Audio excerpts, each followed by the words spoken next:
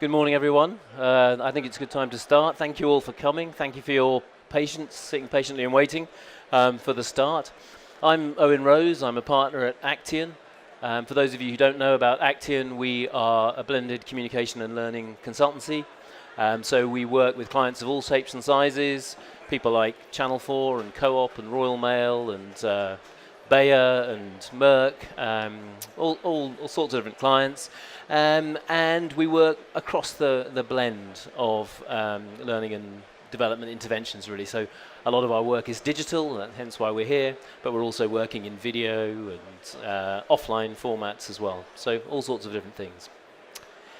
And really our work, what we exist to do, is to help people flourish, people and organizations to flourish in what they do.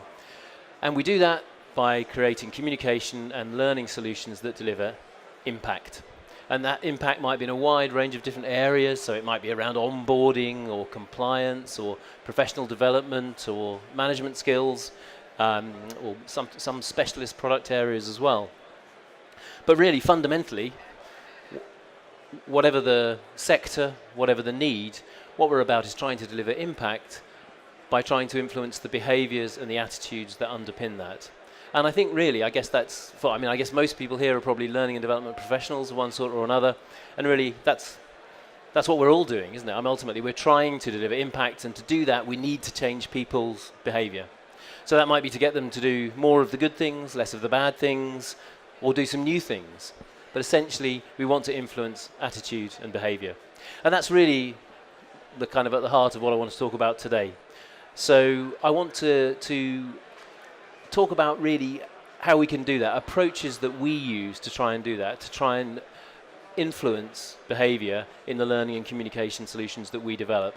I want to do that by borrowing some ideas from outside learning and development, so we're going to move outside the L&D box and hopefully flag up a few things that might be of interest for things that you're doing in your organisations. So this is really a talk about learning design approaches and designing for impact. And particularly, maybe how we can think a little bit different about that to make it more effective. And I think learning and development does need to think differently. I don't know what your experience is, but my experience of talking to learning and development professionals at conferences and events like this is these are challenging times. And L&D is perhaps struggling a little bit to stay relevant in organisations. And I'm possibly thinking now the graphic slightly exaggerates the problem, but these are definitely challenging times. We all know, across any area, domestic and work, the huge pace of change, the amount of information that we're all processing these days, the amount of noise that's out there, the extent to which the workplace, job roles and expectations are changing, creates significant new challenges. But I think if we're honest, actually, learning L&D interventions, learning interventions, have always been challenged by the fact that to influence attitude and behaviour is actually really difficult. It's a very difficult thing to do. And fundamentally that's because we're trying to influence human beings. And human beings are subject to all of those human foibles of using established patterns and procedures, taking shortcuts where they can, being heavily influenced by peer pressure and what other people do, and having an innate overconfidence in our ability. And those things are difficult to get over. In some cases, it doesn't really matter how much we train people and how good that training is. It's very hard to get over those barriers and really get people to change what they're doing. So it's a challenge, and we maybe need to think differently about it. So here we are at Learning Technologies. We're surrounded by the best technology that money can buy. So is this going to save us? Well, I probably should better whisper it carefully, but no, it's not. Technology isn't going to save us, and it's as much part of the problem as it is part of the solution. Technology is the medium, and it's not the message. And if we're just using technologies to deliver more messages faster and in different formats, but they're not the right messages, and they're not designed for impact, then technology isn't really going to make any difference. Technology is a very important part of the solution, and at Actian we're using a lot of different learning technologies ourselves, but it's not the answer. We need to be designing for impact. So how can we do that? How can we design our interventions to really influence people, to create a connection, to create memorable interventions that actually lead to behaviour change and then hopefully to impact? And so what I want to do next really is just flag up a series of approaches, things that we're using in the work that we do. And they're approaches that are borrowed from outside of the learning and development box, as it were. So thinking a little bit different. And learning from people who are really, really good at influencing attitude and behaviour change. So some of this comes from behavioural sciences, people who actually study this for a living. And the other area, which is very important, I think, and too much overlooked, the real experts at attitude and behaviour change is the advertising industry. That's what they do, that's what they specialise in, that's what they think about. And there's a lot we can learn from that. So I want to share some examples. I say they're not from L&D, they're from outside. And I want to think a little bit about what maybe we can learn from that. And then I'll go on just to talk about just a couple of case studies from our work to show you how we're thinking about using them and building them into learning solutions to make them more effective as drivers of behaviour change. Okay, so a lot of this will be familiar to you already, but perhaps you haven't thought about it in the context of interventions that you might be making. So the first one I want to talk about is the nudge. Nudge theory, and I've talked about this a lot before. I've written about this a bit, at Actian we think it's a very powerful idea. So I mean, show of hands, everyone familiar with nudge theory? Yeah, great. Had a nice little boost this year because one of the kind of founding thinkers behind nudge theory won the Nobel Prize for his works. That's Richard Thaler, a US academic. So nudging and nudge theory is all about giving people simple, clear, and memorable prompts to help them make a good behaviour choice for them and maybe for the organisation. Okay. There's all sorts of examples, but this is one example of a classic nudge. Okay, so we're driving our cars, probably most of us here are drivers. We all know about speed limits, we know what they mean, we know what we're supposed to do when we're driving in a speed restricted area. But for all of those everyday human reasons about distraction or haste or being tailgated by somebody right behind you, we don't necessarily follow the appropriate behaviour. So this is an example of a very simple nudge to help us do this. Okay, we all know what it means. We see the sign, smiley face if you're below the speed limit, frowny face if you're above the speed limit. And if we want to turn that frowny face to a smiley face, we all know what we do. We have to just slow down a little bit. And if you think about driving, and it's quite a good example, there's all sorts of different nudges are used. Some are more draconian than others. So, you know, there are TV campaigns, there are speeding fines, there are markers in the road. It turns out this incredibly simple nudge is actually more effective than any of those things. So this is an example of a nudge, a simple, memorable, and timely prompt to the right behaviour. So there's a lot around nudge theory, and there's a lot, and so I guess the context here is to think, how do we make learning interventions simple, timely, and memorable? That's what I want to take from that. If you want to know more about nudge theory, I highly recommend it. It's well worth looking into. Probably a great access point is a book called Nudge by Richard Thaler and Cass Sunstein. You can Google that, you'll find it. And there's quite a lot going on in this area, and there's a lot for us to learn as L&D professionals. So nudges, can we make learning interventions more effective nudges? The second thing we can learn, or approach we can think about to create engagement and to create memorable moments, is using humour. And again, we all know, advertisers are great at this, and we'll all have our own sort of favourites or memorable advertisements that have made us laugh, that have made us think. This is an example I particularly love. It's a bit of an old one. It's probably nearly 10 years old now. Again, I don't know, show of hands, are people familiar with this? It's quite a well-known advertising case study. Okay, so campaign for Shreddies, unsurprisingly. It was actually in Canada, so we wouldn't have seen it in this country. So Shreddies was essentially a flatlining brand. Everybody knew about it, hadn't changed for years. Sales were absolutely flatlining. No real plans to do anything with the product or to invest in it particularly. So how could they get some uplift? So an ad agency, one of them came up with this fantastic campaign.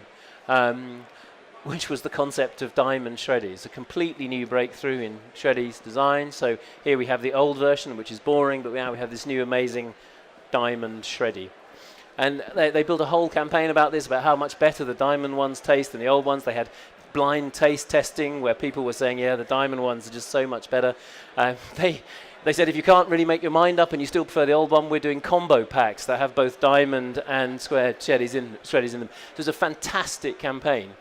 And it amazingly, without any change to the brand or any new feature, they were able to increase their market share by 18% in a brand that had been flatlining for years and years and years.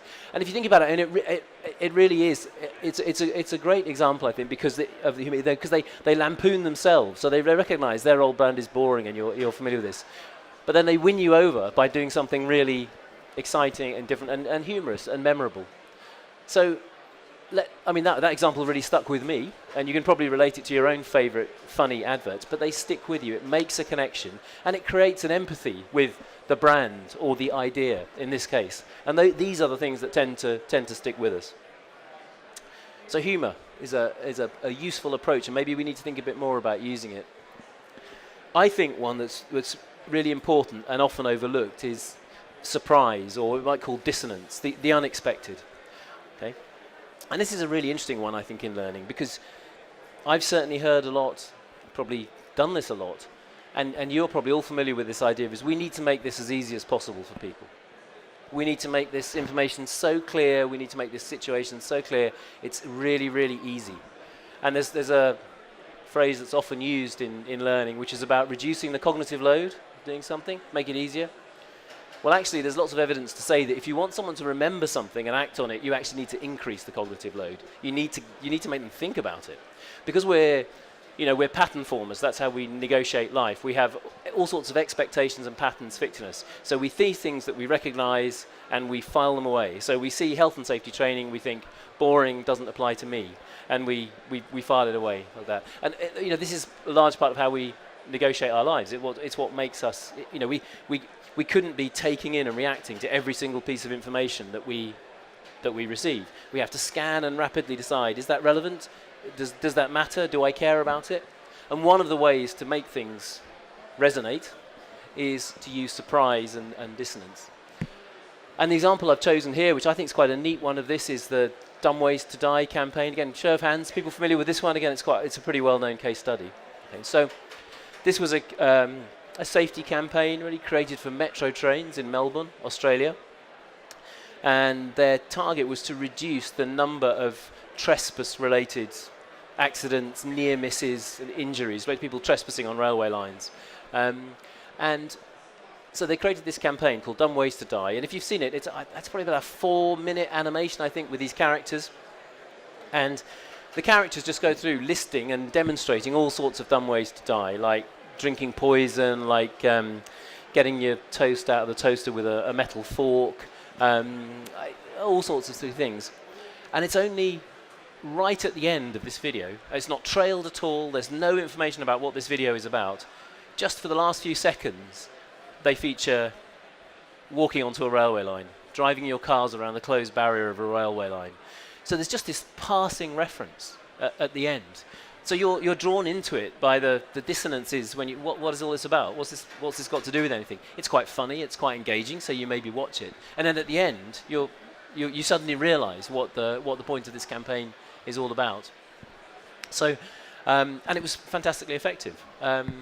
They point to, in 1 year since the launch of the campaign, a reduction in about 30% of near misses, accidents and fatalities on the metro network in Melbourne, which is quite remarkable. And I think the fact that we're talking about it, and there were quite a lot of hands went up when I said to people familiar with it, shows what an effective and memorable campaign it was. So let's think about surprise and dissonance, doing things in unexpected ways. Okay. I think the next really important idea we could call a kind of emotional connection. And this is something we really spend a lot of time working with our clients on at Actian, is how do we make this relevant to the people who we want to do something different. And that's not, people often think, you talk about scenarios and you make them authentic as possible, and that's really important, that kind of relevant to my work. But actually we mean something deeper here. We mean actually connecting to what motivates me, things that I care about, the things that I come into work to do, the things that I feel proud about. And again, advertisers are brilliant at doing this, at tugging the heartstrings, finding an emotional connection. And I think this is a really nice example of that. So again, it's quite a well-studied one because it has very good outcome measures. So this unsurprisingly, comes from Texas. It's a campaign against roadside littering. So historically, Texas had a huge problem with roadside littering. Huge, to the extent that it was, I think it was like, they spent $20 million a year or something cleaning up the roadsides in the state. And they had a particular challenge with 18 to 25-year-old males in this area. And over the years, they'd tried lots and lots of campaigning, lots and lots of sanctions, so fines and penalties associated with it. And they really didn't get any traction. Wasn't really making any significant difference. And then, it's probably an apocryphal story, but it's quite a good one. So it's that apparently the story goes that in some meeting where presumably the local authority or administration were talking about this, someone said, this is the problem with Texas people, especially Texas men, is you can't tell them to do anything. If you say don't do it, they will do it. They're so stubborn, they're so proud. And the light bulb moment for someone was to say, well, that's what we need to tap into. What are they proud about? What is that motivator? And what they're proud about is Texas and being Texan. So they came up with this campaign, Don't Mess with Texas. Feels quite tough, and it's basically saying, look after our state. We care about it. We're proud of our state. They then took this campaign out in all sorts of areas, but one of the key things they did was they got young male sports stars, so 18 to 25 males who played for the big football teams, what have you, to be part of the campaign and to aggressively deliver this campaign about don't mess with Texas. And it was fantastically effective. Amazingly so, if the figures are to be believed. So again, I think in the first year they achieved around a 20+% reduction in what they were spending on clearing up roadside littering. It's been running for a long time now, and I think levels are about 70% lower than they used to be. And it was by making that emotional connection that they were able to change behaviour. Okay, so final approach that we'll maybe think about building in. And I think there's something I wasn't quite sure what the right word to use here was, with shareability or sharing, but I think it's something where it's creating a common experience that other people can buy into. And I think, this again is a very well-known campaign. I'm sure virtually everybody's familiar with the Like a Girl campaign that Always created about 2 years ago, I think now. I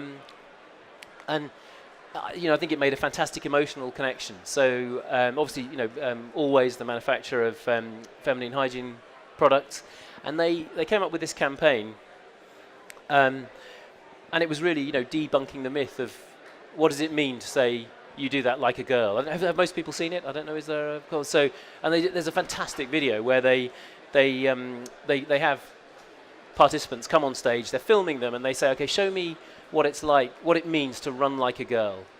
And the adult participants, men and women, tend to do a really kind of silly run, a really stereotypical run. They say, show me what it means to throw like a girl. And they do a kind of stereotypical throw, men and women. And then they bring on children, and especially young girls, and they say, show me what it means to run like a girl. And these girls run like Olympic sprinters, and they say, show me what it means to throw like a girl. And they throw, and it's just this juxtaposition is absolutely fantastic at debunking that stereotype, and of course, and it would prove fantastically shareable. So Always didn't put a product anywhere near it. It was completely dissociated from that, and I believe they didn't pay for any placement. They just put this video out, and they did some social media campaigning around it, and it was fabulously successful for them and really got picked up as a powerful idea. And because they were creating this very shareable idea and then putting that into very shareable media. So again, these are all things that maybe that we want to think about. So we can nudge people, maybe. We can use humor to create memorable experiences. We can use dissonance and surprise. So it's not what I expected, so I kind of cue into it, and maybe I remember it. We can, we should be, if we're serious about changing behavior, be looking to make some kind of emotional connection to people's motivators.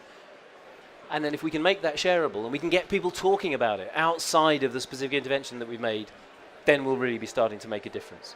And I think what it kind of boils down to is this quite familiar saying.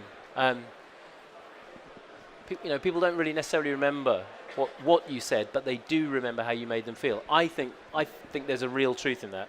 I think it's pretty well known. It's so well known that nobody seems to know who coined it. So we could paraphrase it today. We have forgotten who first said it, but we remember it very well. And I think that's right. But I think we might paraphrase this one to something even more relevant to our particular case. And this is what we're talking about, as a message for learning design and your learning or your communication intervention. I think if people have an emotional attachment, that they feel this, then they're much more likely to act on whatever it is that you've asked them to do. Okay? So I think these are really powerful approaches that we can learn from the experts in behaviour change. So I just want to perhaps give you a couple of examples of maybe how that can play out in some very familiar and possibly mundane L&D type settings. Okay, so something that we talk about with our clients to perhaps encapsulate this, and when we're thinking about learning design is this idea of aim, reinvent and campaign. So aim, we're talking about aim for the specific things that people need to do. Not what they need to know, although that's important, but our target is what we want people to do.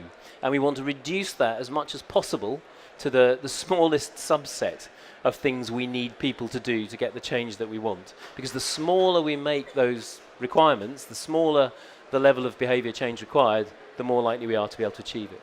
And think about, once we know that and we're really clear about what our target for behaviour change is, how do we reinvent an interaction to make that happen? So, is this really a training course at all? It might be. Or is it something completely different? Are there other ways to influence people, to reach them and get that change?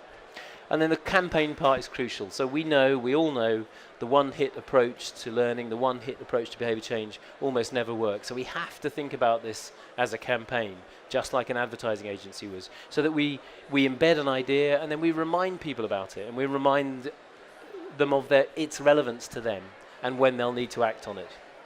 Okay, so that, bearing that approach in mind, I just want to talk about a couple of examples. So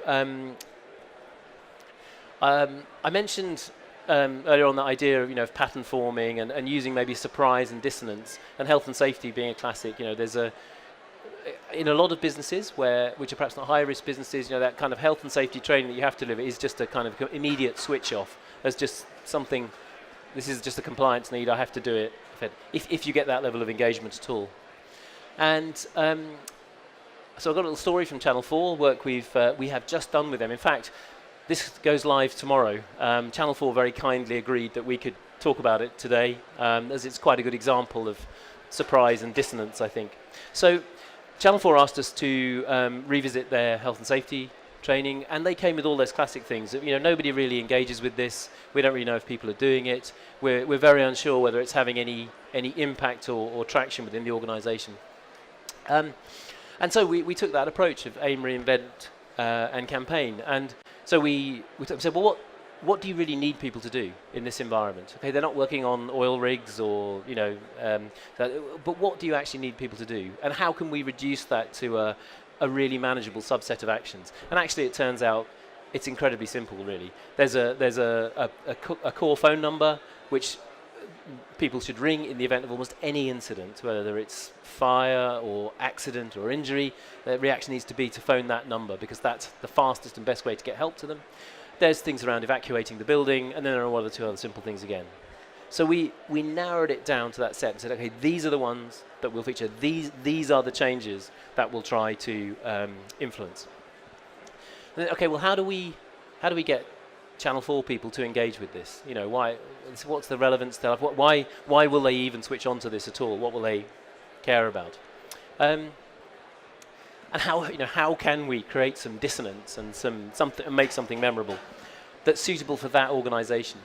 And my colleague James Woodman thought the obvious way to do this was to write a music video or a song to get these key messages home, and then create a music video, which would be a core part of the learning. But we needed an authority figure to deliver that, of course, because it's compliance, that's very important. So who better than Barry White to deliver these very important health and safety messages? So that's what we've done. So James wrote a song in the style of Barry White, and we had that composed by this chap who is, I think, probably one of the world's leading Barry White impersonators. With his backing band, created a fantastic song for us. And then we filmed a video on site with Channel 4 people. You can see a few in the backing band behind, and on location, that really just focuses on delivering those core messages. And then and I think it's fair to say there is a certain amount of dissonance and surprise in this. There's probably a little bit of humour as well. And I think there's also a connection, because Channel 4 people, they're media people, they're quite risky, I guess one would say. So it's finding a way to make kind of the boring messages of health and safety click for these kind of people. So we were able to reinvent health and safety, this health and safety intervention for Channel 4. And then crucially as well, I talked about campaigning and sustaining that. So we've put this dissonant idea of Barry White is your authority figure when it comes to health and safety, and then that bit will be campaigned out. So their internal comms are already working on this. So there are all sorts of nudges and prompts and things which will flow as a campaign from this. So normally at Actium we like to share some impact measures with you because we think it's very important to show these things actually work and make a difference. But as you'll appreciate, as this goes live tomorrow, I can't actually yet say what impact it will deliver. But it's certainly been received very well so far. Okay, I'm conscious there's not much time left, so I need to speed up a couple more examples. Now, this might seem very Channel 4, it might seem very unachievable, although actually I should say from a cost and resource point of view, there's not much difference to the kind of doing this kind of thing than there is to creating a 30-minute e-learning module, if that's what you want. But if that all feels possibly a bit adventurous, and Channel 4 are quite, they are quite adventurous client in the things that they do, I could juxtapose that with exactly the same subject area for another one of our clients where we worked, and that's with Co-op, particularly with Co-op Food, who have 55,000 colleagues throughout the UK. They came to us with a similar challenge. So they were having a year-long sort of focus on health and safety called Self and Secure, and part of that was revamping their core health and safety training. So they're a completely different environment. They're a massive retail operator. They have all of those kind of restrictions on bandwidth and infrastructure and all that kind of thing. But we still, even though we were much more restricted in the extent to which we could invent things, we still took that same approach. Aim for action, we worked with them to identify the absolutely critical actions that if everybody did them would make a real difference. We boiled that down into a campaign theme called Is It Safe? And then we built that campaign theme into in this case it was e-learning. That had to be the channel, and the tool was predefined already, the bandwidth was tiny. But we tried to create connections for people by linking it into Co-op's kind of proud history about community and looking after people. We tried to bring in some humour with some of the interactions and create a bit of surprise and dissonance with some of those as well. That was a very, very effective campaign. Feedback from Co-op is they've had the best uptake for this e-learning from any that they've ever done, and the overall Safe and Secure campaign at Co-op was very successful. So it doesn't have to be about music videos or whatever it might be. It's an approach, it's a mindset to use these things that actually alter people's behaviour. And just one final quick example, going back to Channel 4 of a really effective campaign. So we worked with them as part of a big focus on diversity a couple of years ago, and they were trying to raise awareness of diversity and the importance of diversity throughout their organisation. And the specific behaviour in that case they were trying to drive was to get people to make their personal diversity disclosure, to disclose their personal details, so that Channel 4 has a good understanding of who is in its organisation, so it can target its resources effectively and provide the proper support. So that was the behavioural action. Please make your diversity disclosure and please tell us your details. So we created a campaign called Born Different, which was all about celebrating the diversity at Channel 4, and that was video based, but I won't dwell on that part of it now. I really want to talk about the campaign. So that core learning, which there was some for managers and some for colleagues, was delivered as part of a 3-week campaign and focus around diversity and the declaration of personal details.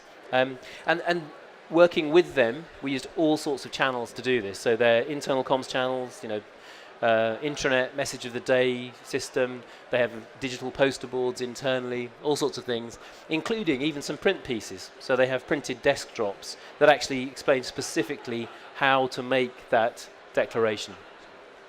Okay, so I've raced through quite a lot. I hope there were things in there that were useful. Now, obviously, we're not saying for a minute this is a panacea. We know in Actian, our work is all about aligning with our clients' particular requirements. We know that one solution, one approach, one idea doesn't fit everybody. But I hope there were things that were in here that were interesting and things that can help you to think differently, perhaps, about your interventions if you're trying to drive behaviour change. But do remember this, I think this is so important. If we really want to change behaviour, if we really want to influence people, then we are going to be influencing how they feel. And if we can do that, then they're much more likely to act on what we say. So, sorry it was a bit of a gallop at the end. Thank you very much for your time. Actian are on stand D19, which is just around the corner there. I'll be very happy to hang around afterwards and answer any questions. And I hope you have a good day. Thank you very much. Thank you.